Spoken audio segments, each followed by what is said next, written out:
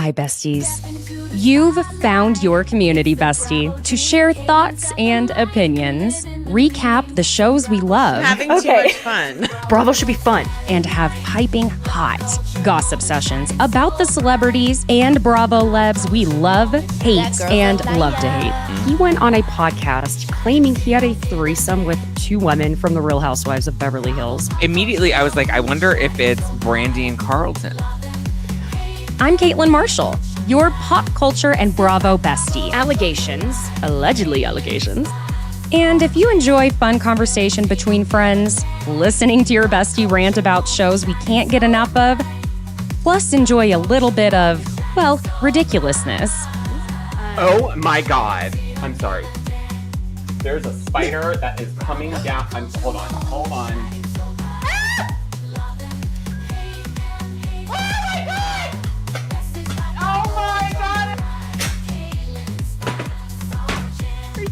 It's like the Blair Witch Project.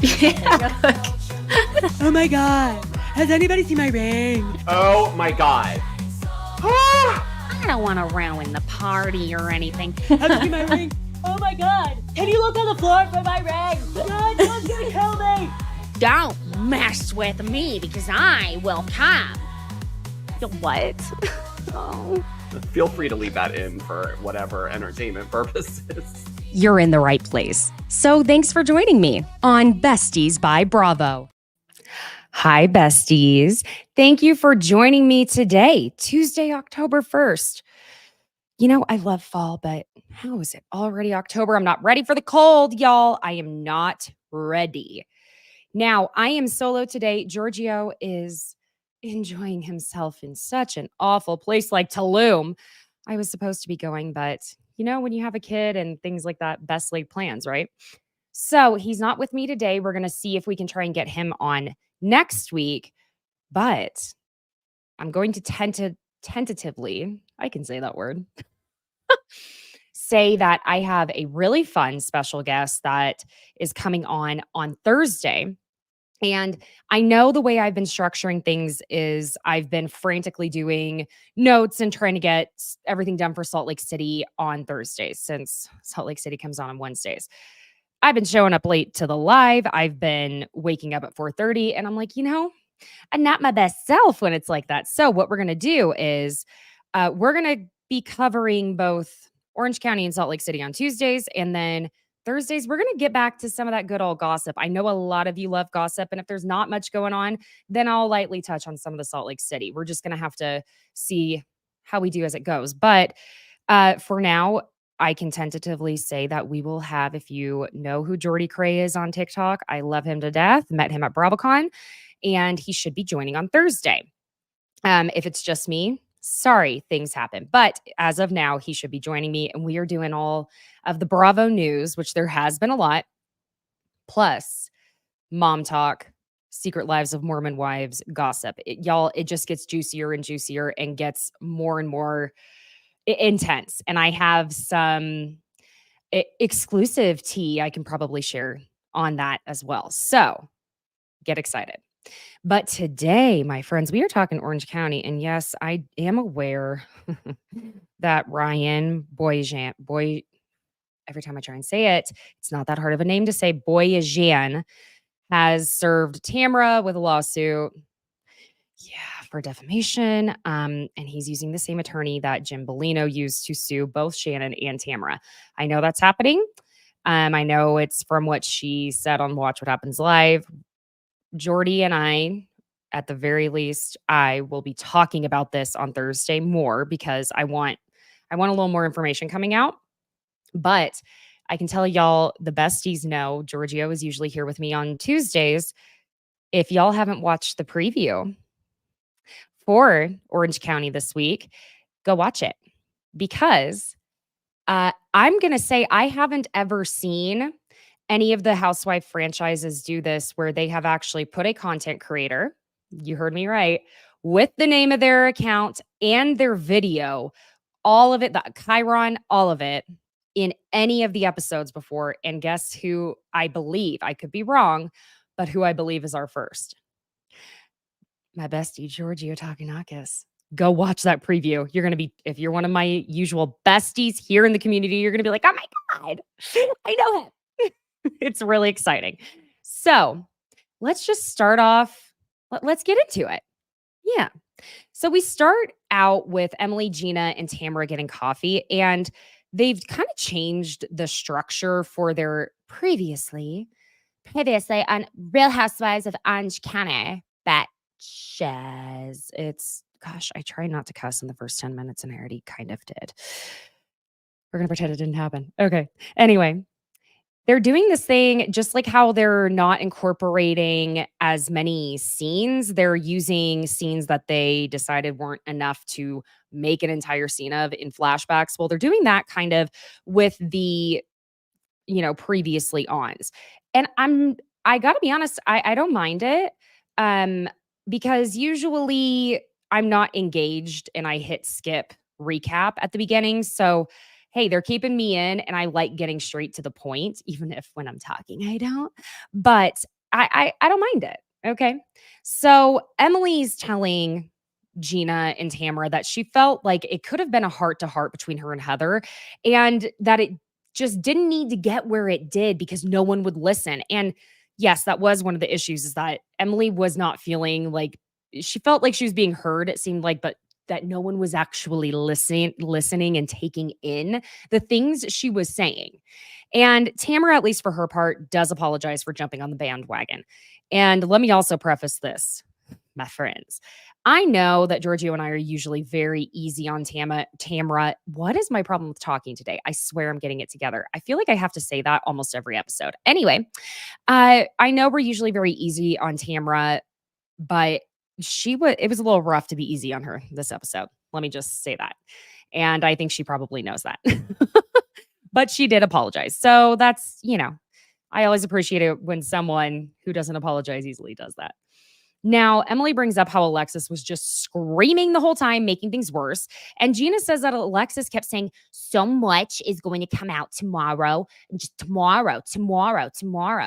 And we get this flashback again that we didn't see during last episode of Alexis bawling her eyes out, saying, my heart goes out to Shannon, but John has lost everything. How has this man lost everything, y'all? I mean, for crying out loud. All Shannon has ever said about him, I'm still like, my brain, all she has ever said about him is that he did not pay for anything for the first 2 years of their relationship. And if you didn't pay John for 2 years, what is the big freaking deal? Why are you such a egotistical maniac that you are going this far over that? God, I just want Shannon to tell us everything. Who's starting the GoFundMe for the lawsuit for her? Because we know that John Janssen just doesn't want to have everyone see who he really is, even because he's so private, even though he's not. But we get it, and 8 hours later, and we see Tamara on the phone with Shannon just losing it. And at that point, we think that Tamara's actually on the phone with Shannon. Tammy Sue. This was... But Terry's getting his septum fixed because he's a snorer. And my God, if you've ever slept next to a snorer, I'm a light sleeper. I need my sleep. The murder you feel when you first wake up in the morning. Like, you slept so soundly all night. How dare you get sleep when I didn't? Now, he says that he's like, oh, well, maybe I can get the tip of my nose fixed. But I guess Paul Nassif, how he's on Botched with him on E, might get a little pissed off if someone else does that for Terry. But Terry calls Heather out on how she has to process and the way she processes when she feels slighted. And she goes in a specific order. And I love our editors on here, honey, because they gave us literally receipts, proof, timeline, and screenshots. Basically, it starts out with needing an apology, talking it out more, and then a third time at least to hash it out even more. And we get that flashback of Gina having to apologize 3 times and being like, Heather, I've already apologized. But, oh my God, Heather gets real pissed that he's calling her out and that they're bickering in front of this poor nurse who's like, oh my God, I don't even want to be on camera. I'm having to draw blood. I just, please stop. But anyway, off camera, it was a hot mic. Oh my gosh, you guys know how I feel about a hot mic. Ooh, hot mics. They just, it's like inject that into my veins. It's like there's no caffeine that's as good as a hot mic. You know what I mean? Look at me all high on a hot mic. But she tells Terry off camera, don't admonish me on camera. Just don't do that on camera. And Terry's, well, you wouldn't let me talk. Kept talking over me. Don't do that on camera. I wonder how many conversations they've had like that. Couldn't count, probably. And it's kind of, Heather was having a great season up until last week's episode. I really was like, oh my God, I love Heather. And now, okay. Way to get Terry all wound up and wired before his EKG or whatever he was having done. Y'all, Ryan and Jen go shopping. Some stylist, anyone, Oprah, someone help. Because at least Jen admits that Ryan's style is Ryan's style. It's, I kind of feel like it's this mix of early 2000s Jersey Shore and maybe someone trying to be hip and Gen Z, but just stayed in that 2010s Jersey Shore, 2007, really, maybe 8. And I swear, I feel like if he doesn't wear Ed Hardy cologne, he must own some somewhere. Look, Ed Hardy was the thing. It was, but it just isn't now. I have a feeling there are pairs, and I didn't say a pair, I said pairs of denim in his closet that are bedazzled on the butt and have the flap on the butt as well. You will not convince me otherwise until I get a house tour and they go through every closet. I will absolutely stand by that. And he absolutely has some true religions with the flap on the pocket. He does. I have no proof, but my eyes and my brain are the proof. Does that make sense? Okay.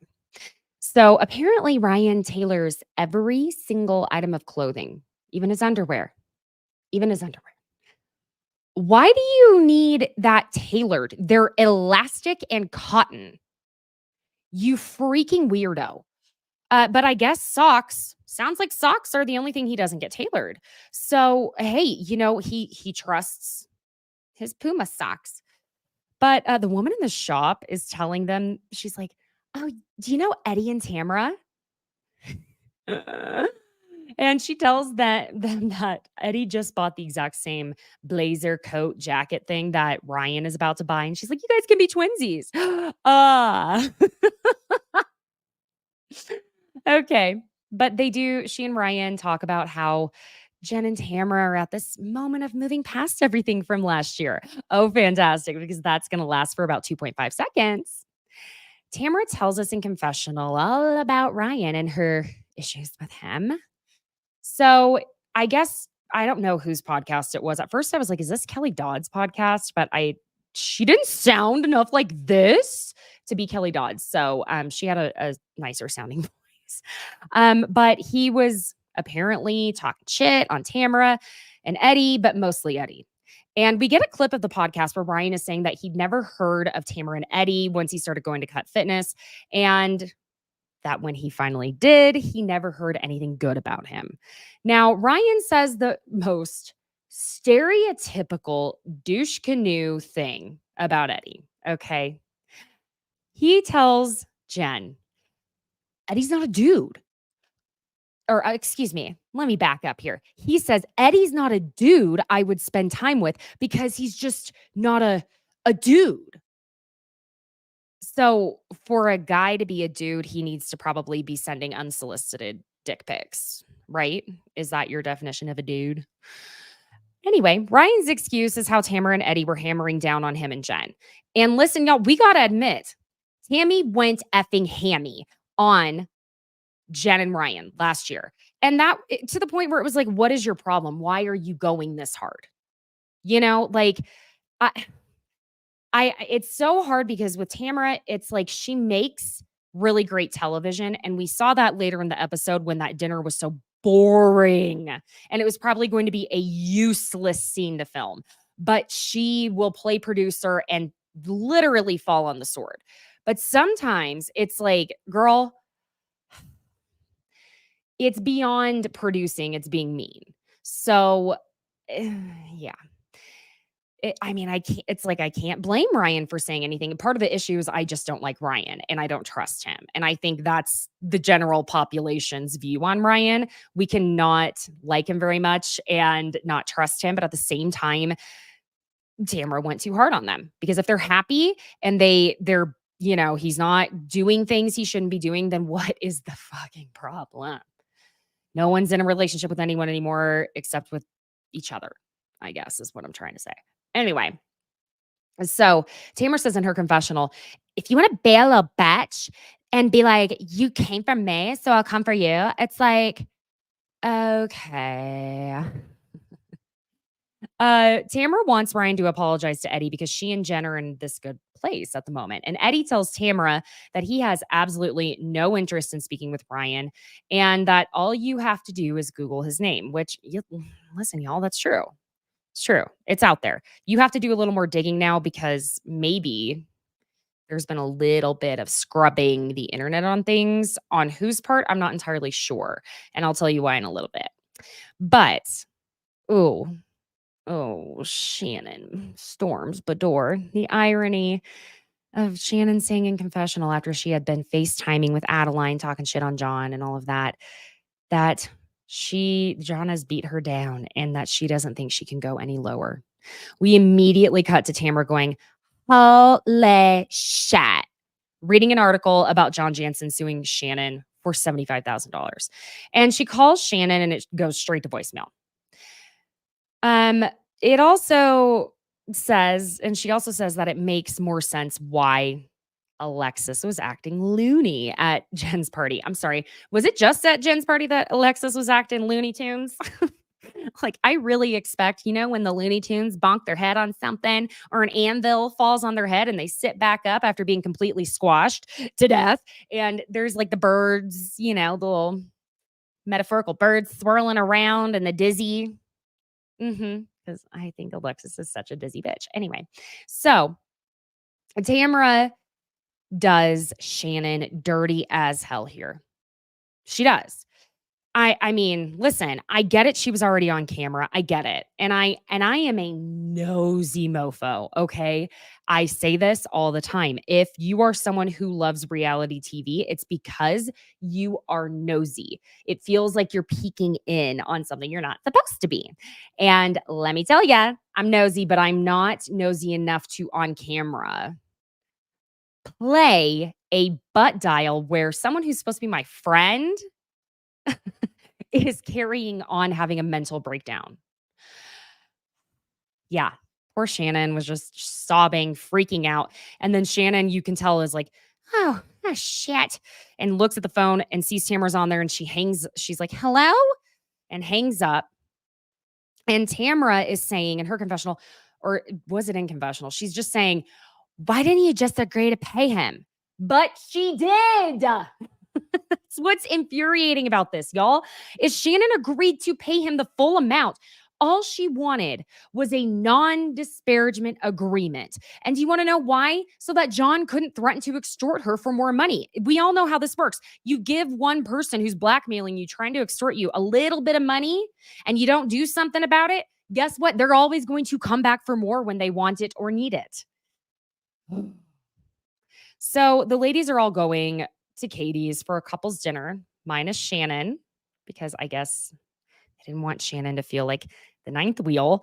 And Heather and Terry can't go because obviously Terry's recovering from surgery. This moment was just kind of funny and cute because it was like Emily and Shane are in their kitchen while she's holding one of the twins. And she and Shane are talking about the dinner and she asks what she should take to a dinner party as a gift. And I fully expected the sweet angel faced baby to be like Cheetos or cupcakes, but he just looks at her and goes, pot. Oh, that was funny. Anyway, sorry, Heather. Terry didn't end up waking up looking like George Clooney, but I think he looks just as handsome all the same. Now, Gina's ex Matt and his fiance Brittany come over to Gina's, and basically all I have to say about all of this. Oh yeah, Gina wasn't at the dinner. Oh, sorry, Gina. Didn't even notice. Oh, my bad. Oops. Okay. I don't know who would have been able to watch the kids. All 6 of them. Can you imagine trying to get a babysitter? Oh my God. Well, it's just, 3 plus 3 and 4 dogs, but they're all under 12. So just a lot of work. Hey, how much do you charge? Could we get a group discount? Yeah, okay. But it looks like Gina and Matt really have gotten to a place where they have this really amazing co-parenting relationship.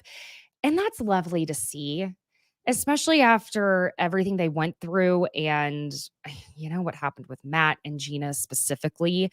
It's really, it's one of those things where you don't want to forgive people for doing certain heinous acts, like maybe being abusive. But it's nice to see that things can change. And anyway, gives you hope for some people and whatnot. But not for if you're in the relationship, leave if you are. Now, I guess Britt, she keeps calling her Britt, but Brittany is engaged to Matt. They're talking about whether Brittany's going to change her last name to Kirschenheiter or not. I don't know. It was just nice to see how lovely it's going. Okay, before I jump into Katie's dinner party, I just wanted to say hello. I see 2 of you in here. I know there are more of you. Join the chat. Let's all talk. Be a part of the community. And I love to give shout outs to you, my friends. Hi, Miriam. Bestie. Hey. And hey, June. Again, join the chat and we'll give the shout outs. I love seeing y'all chit chat about what's happening in the episode. Okay. Now we get to the dinner party. Well, I was kind of shocked by how conservatively Tamra was dressed. I was like, wow, you look like you're going, I don't know, to church or something. It was interesting to me. Why? I don't know. But Ryan and Jen, we're at this point, everyone's, mingling, chit-chatting, and Ryan and Jen are about to show up and eat because Ryan tries to give Eddie a hug and Eddie just steps back. So Ryan's like, oh, you don't want to give me a hug? Now, I have mixed feelings about this because, respect for Eddie being just no, I don't want to give you a hug and not getting into it, not making a big dramatic thing out of it, like his wife would. I want to say that. But at the same time, it's I thought dudes were supposed to get over things and whatever. I get it. I get both sides. Yeah. At the end of the day, I feel like Tamra instigated this whole thing, though. So Ryan tells Jen that Eddie wouldn't say hi or give him a hug or anything, and he calls him a clown and little baby bitch as they're walking off. So it's only Jen that knows he called him that. God bless Katie's husband, Matt, asking Ryan what he does for a living. Now, I literally wrote everything down that Ryan said because I was like, what is he even saying to us? Ryan tells Matt, I'm in real estate development. She's in a mortgage industry. Do all projects in California, some out of state. I work from home ever since COVID changed a lot of things for a lot of us. I'm in a 7-home development right now. And they play that kind of do, do, do, do, do, do, do, music. And poor Matt's just like, Jesus Christ, I just, what the hell do you do? That's all I was asking. Eddie is already telling Tamra to pace herself on the drinks. And oh my God, that shot they got of him leaning against the wall where he's looking at Tamra so Eddie literally, if there were a cry for help that was silent and also it's just saying, I hate my life, just as a look on the face, that was Eddie in that moment. Oh my God. He looked at her like he despised her. Okay. I mean, it was holy shit. But I will say when she starts to like Emily asks her to get her a drink and she's spilling her martini glass, which y'all, I have to say that is 1000% something I would do boozy or sober because those martini glasses, it's too wide, just shallow. You can't trust me with, okay, you can't trust me with a deep glass even either. Like y'all, I was on TMZ yesterday and we have this, the brand's Milo's, whatever, not sponsored. And it's this sugar-free sweet tea. I grew up in Oklahoma. I love some sweet tea. And so I had it in this tall glass and it's dark, right? And as I'm about to go on, I take a sip of it, spill it all over the front of myself. Okay. It is a glass that is at least like, I don't know, 6 inches tall. And then I was like, great, they're going to think if they can see me that I'm drinking beer before I go on here or something and spilling it all over myself. But no, it's sweet tea. So even if it's a real long skin, yeah, anyway, just don't trust me with anything at all. So Jen is noting that the last time she saw Tamra starting like this was when Tammy went hammy throwing a napkin in Jen's face. I mean, Tamra's done worse while being on the hammy hammer train. You know what I mean? Than the napkin, but still not great. But Eddie goes over to Matt and tells him to cut Tamra off, which I found very interesting how he was willing to take that upon himself, but not tell Tamra to cut it the F out later on because he's not her keeper. So interesting. They go sit down for dinner and Tamra's definitely slurring a bit. I can't even say the word slurring today. My goodness. Anyway, gotta love Tamra's dinner conversation. Because again, I'm telling y'all, it had to have been so boring. It must have been so boring up until this. I think Tamra was like, great, I dragged Eddie on camera. He freaking hates filming the shit. So I better make it worthwhile. So yeah, she starts the conversation there by telling Matt that, Katie, show me your butthole. She had underwear on, but Tamra's like, I still saw your butthole. Did you tell them about how you peed on the concrete next to the pool? Okay. Tamra brings up Alexis at dinner. And thank God I got to give this finally, because for a second, I'm like, Tamra, you are constantly up Alexis's ass on these things. And it makes me insane. I think it makes a lot of people insane. So it was like, thank you. Because she brings up that Alexis was acting crazy at Jen's house. Or excuse me, Jen Ryan's, whatever. It's Jen and Ryan's house. And Emily says that she feels as though she and Heather could have, again, had more of a heart to heart if Alexis wasn't there acting like a wackadoodle. And she gets emotional looking over at Ryan, Emily does, saying, you see me in the gym every day, do you not? And he agrees. So she says, do you not think when I go to a fashion show and I see 2 identical dresses and mine is a size 12, do you not think that hurts my psyche a little bit? And for his part, Ryan completely agrees. But here's the thing, Emily, we got to stop putting so much emphasis on the sizing. I said this, last week. And all my girls can absolutely throw your hands up on this one with me. The fashion industry, when it comes to women's sizes, I mean, the way I could be a size 4 in one brand and then be a 6 in another and an 8 in another, the disparity in sizing, number one. And number two, a size 12 is not big, honey. It's not. And if it was like European type of like luxury fashion or European type of cuts, it's going to be an even bigger size. So a 12, you got to stop putting the emphasis on that. It doesn't matter what you look like. The size can't be everything you put your self-worth on. And I understand how it is after you've lost a bunch of weight and feeling like, I'll never forget, there was someone I was friends with that after I gained 60 pounds. I was pregnant with my son. I was pushing 200 pounds. That is how much weight I had gained. And then I had really lost like 40 or 50 pounds of it, like 40. And I had a friend look at me and just go, yeah, you're about average. And was that the worst thing to say? No. But I do understand that feeling after being like, but I just lost all this weight. And then someone saying something that they think isn't so bad or doing something that isn't so bad that you're like, dude, what the fuck? That's rude. Of course, that was kind of rude. She didn't have to call me thin or skinny or say I looked like a freaking model, but she could have just been like, you look great. There are certain things, right? If you're sensitive at the moment, you're still working on your own insecurities. And I do understand that. But that being said, I think Emily's doing herself a disservice by making a size 12 sound so awful. You know what I mean? Okay.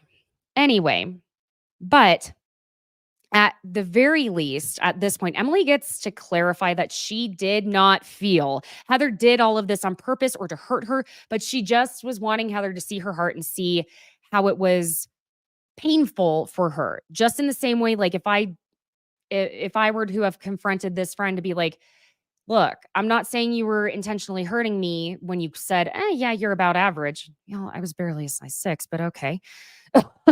Average is like a 14 or 16 at least. So let's keep that in perspective as to how skewed our brains are from watching people that are size zeros on TV.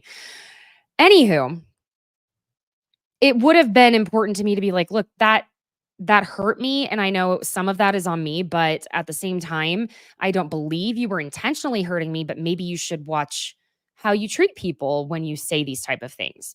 That would have been completely normal. And I think Alexis perpetuated it. Tamra didn't help in the moment. Got, last week, the week before last, whatever. This is last week's episode. You know what I'm trying to say. Episode 11. Okay, we'll call it that. Episode 11 at Jen's house, where if Alexis hadn't been like harping on being brought into it all, which she wasn't, but I mean, still, if that weren't the case, then I think maybe it could have been a productive conversation. And I think that's all Emily is trying to say is like, look, I know some of it's me, but also be more sensitive to people who are not the same size as you. That's what it came down to. Okay. And again, we see eventually after all the things, and Emily also lets us know, lets it be known all the things she had to take in that would be said about her. And I'm sure people were saying things online that were horrible because people, they get behind their phone. We know this, or on a computer, what have you, and they will say anything that they feel in the darkest part of their mind.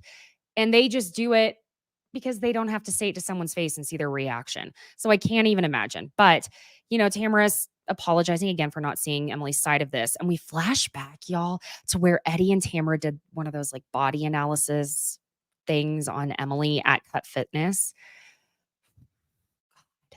And they tell her, her body fat percentage. And Eddie's like, well, yeah, that's obese.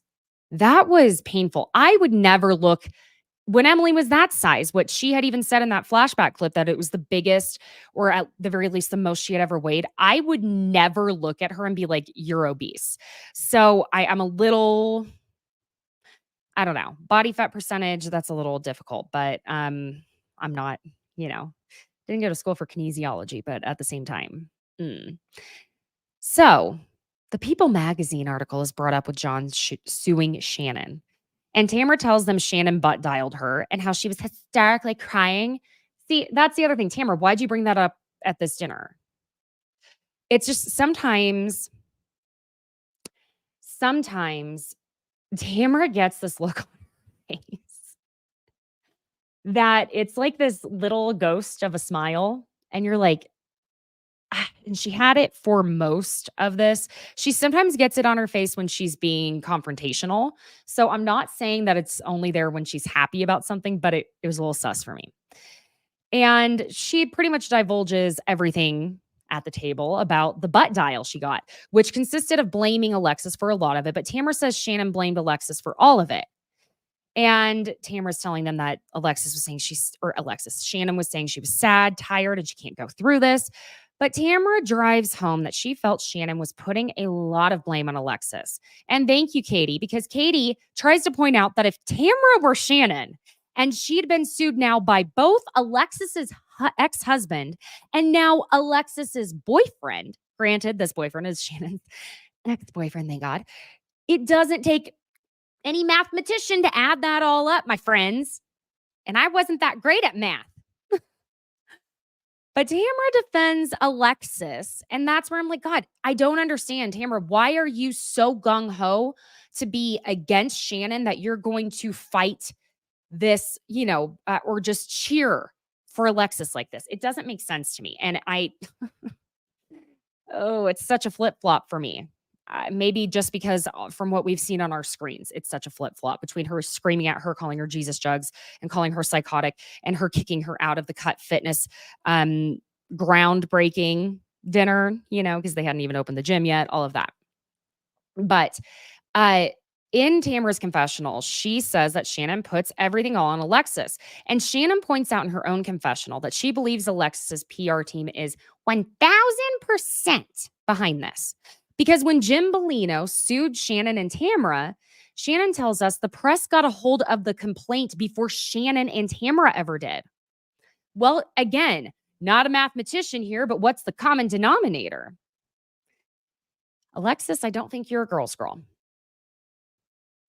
Just saying. Tamra says in her confessional that the reason Shannon doesn't like Alexis isn't because of the lawsuit. It's because she's banging her ex-boyfriend. No, ma'am, Tamra, this is another one of those moments where two things can be true at the same time. Shannon can absolutely dislike Alexis because she's banging her own ex-boyfriend immediately after they break up. Because it wasn't even a few months, weeks maybe. But also, Shannon can loathe both Alexis and John because John is dragging Shannon into court along next to the same woman who was married to the last guy who sued her. I mean, for crying out loud. It's just, Tamra, part of my issue with Tamra is when she gets so black and white with her thinking. There's a reason there are so many shades of gray, because there are so many things that can happen in between. And I think that if Tamra would stop being so black and white with her thinking and with her dealings with the relationships on the shows in her life, I think things would take a huge turn for her. I've said this before, Tamra, just because you're not best friends with someone doesn't mean they have to be your enemy now. You feel me? Good. Anywho, Tamra's still sticking to the idea at the table that Shannon should just pay John the full amount and asks Brian if he would rather pay it or go to court. And Ryan's kind of like, well, I don't know the full context. And Shane's giving it to him. So legal, law, complaint, clause. Okay, there you go. Shane gives him the context. We all know it. But Emily reminds them, thank you, Emily, that Shannon did offer to pay John the full amount. She just needed him to sign the non-disparagement agreement so that he couldn't come back to extort her for more money. And so that he wouldn't take the money and then be like, so listen to all of this about Shannon. Although I almost wish that mofo would, because then I would love to see Shannon turn right around and sue his ass for $175,000 plus legal fees. Anywho, in Emily's confessional, she says that if she were John Janssen's attorney, she's like, oh, I'm sorry, Johnny J's attorney. She says she would have told him to take the $75,000, sign the clause, the non-disparagement clause, and ride off into the sunset with your bird brain girlfriend. Come on. And that's the thing. For someone who wants to be so quote unquote private, why would you take it this far? Even if Alexis didn't, or if someone in your camp, or if someone didn't directly hand this to People magazine, how did you think this was going to stay private, John? Jesus. Jugs. Okay. God bless. We get a cut of Shannon doing a sinus cleanse. And then it's just her and our good boy, Archie, giving him a little carrot. She says she's all alone and she wants to be. And she says, I have Archie, but that's all I need. You know what? Archie is all we need too. I would love to. I know you're not supposed to buy breeds and stuff, but the way I would love to have a golden retriever. You never hear anything bad about them. Just that they shed and they dig a little. And they're just little goofy, sweet babies. Anyway, I want to get a golden retriever and get a girl and name her Hatfield and call her Hattie. So I have Hatfield and McCoy. Just saying. It's dorky. I know. Anyway, y'all don't care. Tamra says, can we talk about the elephant in the room? Eddie and Ryan. So Tamra brings up the podcast and says Ryan talked shit on her as a mom and Eddie as a businessman. And Eddie is looking around everywhere but at Tamra and Ryan. It's giving, she's starting. And his eyes are just huge this whole time. And he's clearly not wanting to do this right in this moment because Tamra is a little sloshy sleuzed, you know. But Tamra asks in such a very calm and collected way to Ryan, why did you do it? So Ryan just starts saying, well, I feel validated in saying everything I did because of the way you guys treated me. And that's when, snap the fingers, here comes Tammy Go Hammy. She goes, are you fucking kidding me?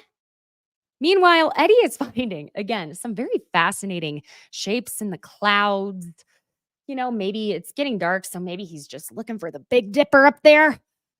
The minor Ursa. Is that Orion's belt? I mean, he will look anywhere but at the people in this just general vicinity. Okay. Jen jumps in saying that Ryan never talked shit on Eddie as a businessman. And Tamra's like, Tamra's saying that Ryan said it on the podcast, even though Jen keeps denying it. And we hear the audio of Ryan saying that he'd never heard of Tamra and Eddie, but when he did, it was nothing positive. And then, he does deny it still, even though he did say that, right? But he didn't specifically say he's a shitty boss, a shitty business owner, what have you.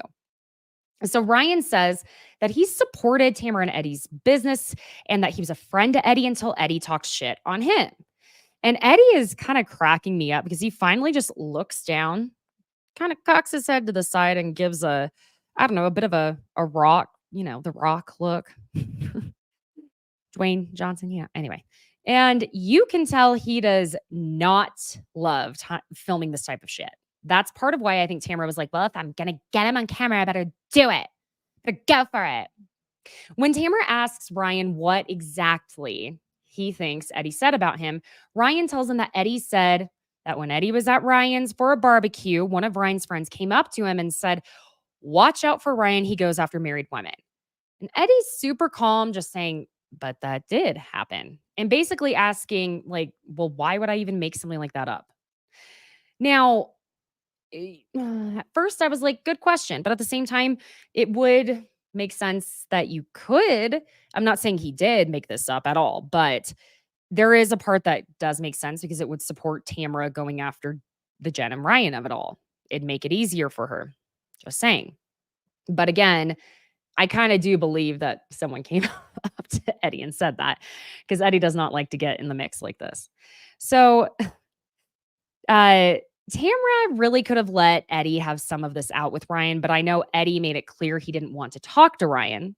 So I'm assuming that's why Tamra is stepping it up this way. But also, we know how it tends to end sometimes when guys get heated like that. And I'm not saying that the two of them are these two cavemen who would end up having a fist fight, but at the same time, it has a different feel usually. Not that it's better, but or worse. It's just, But again, I think it's going to have to be that Eddie has to do this eventually because that's the issue is Tamra's getting quite a bit more rowdy. In confessional, Tamra reminds us that yes, Ryan does like married women considering Jen was married when he got with her. Okay, allegedly. But Ryan says to Eddie that if it were him and he heard this, be careful of this guy, Joe Schmo, because he likes married women. And it was regarding his own woman, whatever, that he'd sit that guy down and say, we've got a problem. Well, why? If this guy is not, that would be silly. I'm sorry. That would be really silly. So no, that doesn't really make sense to me, Ryan. I got to be honest. But Eddie, I didn't mind his response because he's like, you're not a threat to me. So no, I don't need to do that. He's like, I guarantee you would never have my wife. That's why it's not a big deal.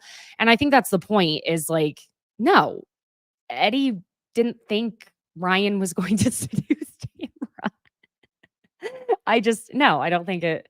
So he was just kind of like, it wasn't that big of a deal to me because I didn't think you were coming after my wife, nor that my wife was going to be seduced by you. Okay. But at the same time, when Ryan says to Eddie, don't you think as a man you'd come up to me and say, hey, are you saying these disrespectful things about my wife? Well, Eddie actually did. Remember when he asked him, it was Shannon, John, Jesus, that long ago, last year, what have you. It was Shannon, John, Eddie, Tamra, Ryan, and Jen. They were all sitting outside at John's like beachside house, whatever. And Eddie was like, I heard that you said you wanted to screw my wife. So he actually did sit down and say that to him. But I think Ryan just didn't like that he didn't sit him down without anyone else around. But also Ryan's response, I'll never forget that. It was so bizarre. I can say I absolutely did not say that. It was such a weird way to phrase it and say I'm nitpicking, but it was. And Eddie is still staying calm though at this particular dinner table, saying he has nothing to prove, but Tamra is going hamra. She starts yelling, he's not a little bitch. Did y'all notice how much they kept over to Shane? Remember way back in the day when Kelly Dodd was like, you're a bitch. You're a dork. And when Emily was like, I will kill you. And you can tell Shane's going, oh, because I think he's wondering, is someone going to say they're going to kill someone else? Or it's calling their man a little bitch, but maybe not. Maybe it's just my wife. And we love Emily all the more for it. But Jen is getting pretty stressed out by this. And I can understand it because Tamra is going so hard. And she's asking Tamra, why are you doing this? So Tamra says it's because Ryan went after her husband, but Jen reminds her it's because Tamra went after them last year. Tamra's reaching that, that point here where the steam's about to come out and she's going to scream, that's my bed. We're almost at that mode of yelling. And she says she's just telling the truth about Ryan last year. And she hammers in on Ryan, ripping her apart as a mom. But y'all, we did hear the audio from the podcast that Ryan was on, where he literally said after the host said things like, I think Tamra and Eddie are just jealous of what you and Jen have. And Ryan gave a pretty generic, pretty PC answer. He said, well, I'm not in their home, so I don't want to speculate. And y'all know I hate giving Ryan any credit for anything, but you guys, yeah, I just, Tamra didn't have much with that. Now, what Tamra is actually intending to talk about is this repost Ryan did about her own son, Ryan, where someone made this meme saying the only Ryan whose behavior Tamra should be concerned with a photo of Tamra and her son, Ryan. Ryan put a link in there and it said that from what I could see, it was a link to his stupid dick pic shop. It's Ryan's shop. You know how they have the hats and all that? That was so stupid from last year. I still can't believe he even remotely has that shop open. Like, sir, I don't know who's buying it, but okay. But Tamra, I can see why Tamra may have thought this, but I'm pretty sure it was a link in this story he reposted to Ryan's dick pic shop. Okay, pretty positive. But Tamra tells us about how 20 years ago when Ryan was 18, he sent, I thought we were done saying the words dick pic together. My God. Sent a dick pic to a girlfriend and that girlfriend sent it to a tabloid. And so, yeah, in Ryan's confessional, it does tell me more that it's giving Ryan too much credit to assume he knew about that. I genuinely, I wish I could pull up the story archives on someone else's Instagram account, but I can't. I wish I could. Anyway, Ryan does actually try to start and apologize, and she's telling him not to go after her kids or she'll come after him. And yeah, listen, I would be the same way. I don't care how old my child is. They are still my child. Don't fucking talk about them. But at the same time, he's an adult who's been on the show. I'm pretty sure he's had confessionals before he's been paid by the show. So, I mean, it's the usual. Kids are off limits, but he's old enough and he still chooses to sometimes be on the show, but he's not this season. So whatever. You can argue this round and round. But then Ryan is trying to literally just say he wasn't going after her kids, just worry about her own Ryan. And then she goes, That's going after my kids, you fucking bitch. God, Tamra, wow. And she then just tells him, you're a bitch. So Jen is at the point that she's afraid to get into it with Tamra, clearly, when Tamra is just at Mach 10 blasting at this table. And Jen asks Eddie why he just sits there doing nothing. No, maybe it's because Eddie knows his wife and knows when to do something and when not to. What is he supposed to do at this point? Short of striking his little woman down at the table the way Tom Girardi would, or throwing her over his shoulder and stomping out of there? I mean, it's a lose-lose for Eddie at this point. He doesn't want to have it turned on him. But she's asking Eddie why he allows this. And he just goes, what am I, her keeper? You were when it came to her alcohol, which, while she wasn't driving, maybe you were trying to keep her under control. But Tamra goes, Maybe because my husband's not a little bitch. Jen, I can understand why she's at the point that she's losing it a bit. And even Emily's like, Tamra, come on. Like, stop. And that jab that Ryan got in, and it was a fair question, the way he was trying to pose it, but it was also, he knew what he was doing. You will not convince me that he did not know. He was trying to needle her one. He goes, are you really speaking like this? Wow, at your age? That's when Tamara's like, Oh, you're going to age shame me? after calling him a little bitch like 20 times. But really, he's just trying to call her out for speaking this way at an adult dinner table. And we get a flashback, though. The editors were trying to make it that he does the same thing when he was calling Eddie a baby bitch just like an hour or so earlier. But he wasn't sitting at the table screaming it at Eddie 20 times. And that's when Tamara's like losing the argument because she knows she's out of control. That's the thing. She knows. And Tamara literally just starts going, Oh, I know you're so perfect, Ryan. How's the FBI thing going for you? And Eddie grabs Tamara's face and tells her to stop. Okay, so you are her keeper. All right. And Jen is like, FBI? And Tamara's like, Oh, you don't know anything about the FBI? Eddie doesn't want another goddamn lawsuit, which, sorry, Eddie, it's coming regardless, I guess. So he's telling Tamara it's not worth it and to stop. And Tamara tells us in confessional that she knows, that she allegedly knows Ryan was raided by the FBI and that it was for illegal gambling of some sort, allegedly, and claims that Jen knew all about it. Maybe Jen told her this. I don't know. Emily in her confessional says that she knows Ryan and a guy that's been investigated by the FBI go to Vegas and basically ends up concluding, well, how much smoke can there be before there's a freaking fire? When Jen tells Eddie at the table that she hates the way this is getting between the two of them because she's always had massive respect for Eddie, that's when Tamara's even more pissed. I'm done. Nope, that's it. I'm leaving. I'm done. Listen, Ryan shows truly that he does look down on Eddie because in his confessional, he says that Eddie and Tamara's marriage is a sham. And he points out Eddie is unemployed. Well, they do own a company, so I would not say he is unemployed. But it is interesting, to say the least. And Ryan also thinks that Tamara can't handle seeing other people happy. But also, Tamara, when she was on Watch What Happens Live, said that Ryan did more than just this podcast. She alleged that Ryan made posts on Instagram calling Eddie gay, that he made other posts about them. So it's hard if it's not on the main feed and you didn't catch it the first time, what are you supposed to do? I gotta hope some people out there took some screenshots. But when Tamara's leaving and she literally slams the door accidentally into the whole camera crew, drops her keys, God bless. Well, she's not driving. We know that because we saw in the preview that she gets in the backseat of the car. At least she had the wherewithal for that.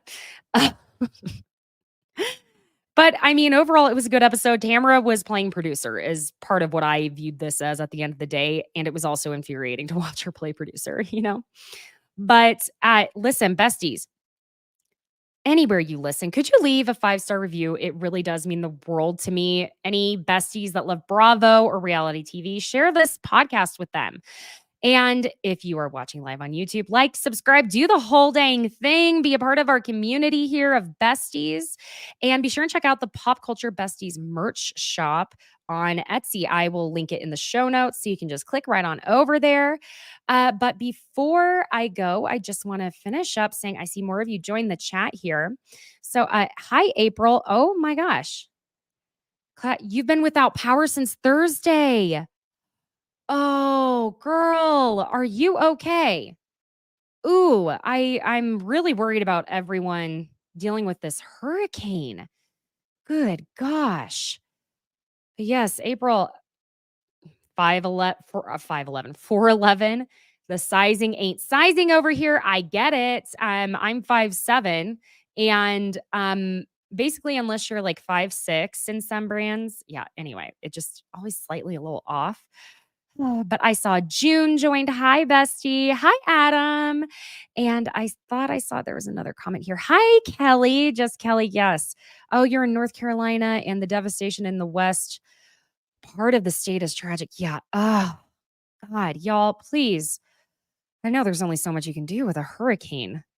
You know, I grew up with the tornadoes, but hurricanes, it's like, yeah, you get sort of the, like, hey, it's coming, but what are you supposed to do? Like, completely leave your entire home behind? Gosh, and then what, be able to pay for like a hotel or hope you have somewhere you can drive to beat the storm? And what about your animals and all your belongings? It's just, my heart is completely with y'all. Please stay safe, everyone out there. Besties, I will be back with you, like I said, on Thursday. And like I said, at the very least, if Jordy can still make it, Jordan can, we will be doing Mom Talk gossip plus all of the Bravo news. So it's going to be a juicy episode. Trust me. And if you haven't watched Secret Lives of Mormon Wives, just go binge it when you can. It's good. It's silly. It gives like early aughts of Real Housewives and a little tiny mix of Vanderpump Rules, but also with no alcohol. So, yeah. So fascinating. All right, besties. I hope you enjoy the rest of your Tuesday. Again, stay safe out there. Those friends on the East Coast, I am thinking about you. And I will see you on Thursday. Thank you again for joining. Bye.